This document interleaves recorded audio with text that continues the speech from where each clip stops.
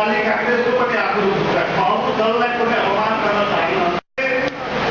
जनकपुरमा नेपाली कांग्रेस र लोकतान्त्रिक आन्दोलनमा धेरै ठुलो भूमिका जनकपुरले दियो। जनकपुर मात्र होइन, तपाईँको माओवादी समुदायको धेरै ठाउँमा काठमाडौँ, विराटनगर, वीरगञ्ज, झापा, राहाङ हामीहरूलाई जानकारी छ। गुरु पिताजी त्यस्तै कृष्ण भट्टराई, बेनी कोइराला, विद्याप्रसाद कोइराला उहाँहरूसँगको समयमा माओवादी समुदायका 130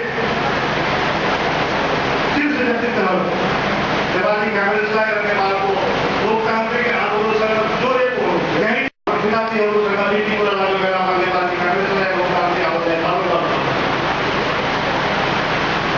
विराटनगरको झुन्झुनवाला आनन्दीबाबु जो यहाँ उहाँको छोराछोरी हुनुलाई यहाँ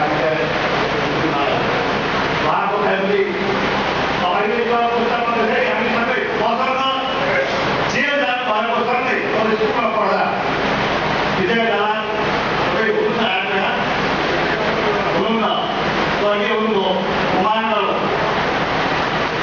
विजय दलालको छोरा डक्टर छ दिलोको डक्टर छ होइन त्यो पङ्कजला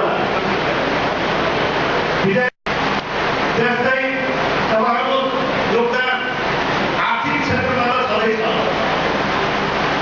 मारवाडी समुदाय भन्ने बित्तिकै हामी केटाकेटीबाट बुझ्दछौँ यो व्यापारिक योजना नेपालमा मात्र होइन संसारमा तपाईँको पहिचानको चिन्ता नगर्नु।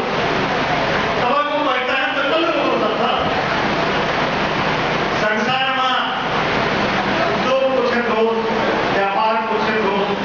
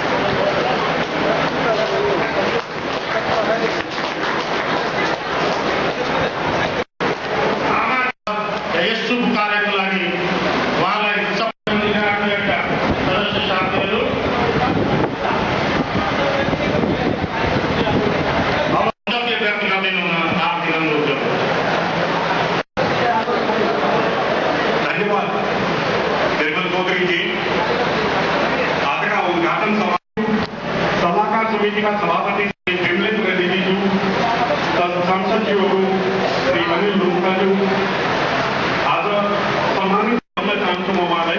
सञ्जय अग्रवालज्यू समाजका गोपाल युवा तथा सज्जनवृन्द, नेपाल राष्ट्रिय मारवाडी परिषदको 13औं वार्षिक साधारण सभाको सूचना पाल्नुहुने माननीय पूर्व मन्त्रीज्यू, मान्यताहरूबाट मुक्त हुने सोचमा हामी सबै लागि परेका छौँ।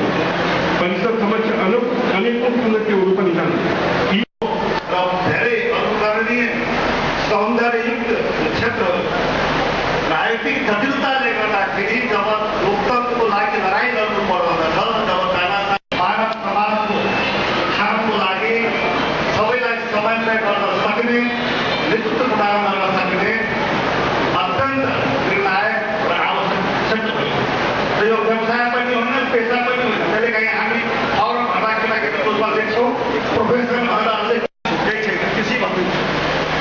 मेरो पेसा कृषि पनि होइन। के मान्ने बनाउनुहुन्छ भने कृषि जान्ने लेख्दैछु। त्यो बडो विचित्रको विषय हो। त्यस कारणले म यहाँ खालि आज अरू धेरै लामो कुरा गर्नुभन्दा भने के भन्न चाहन्छु भने तपाईँहरू राजनीतिको क्षेत्रमा पनि र नेपालको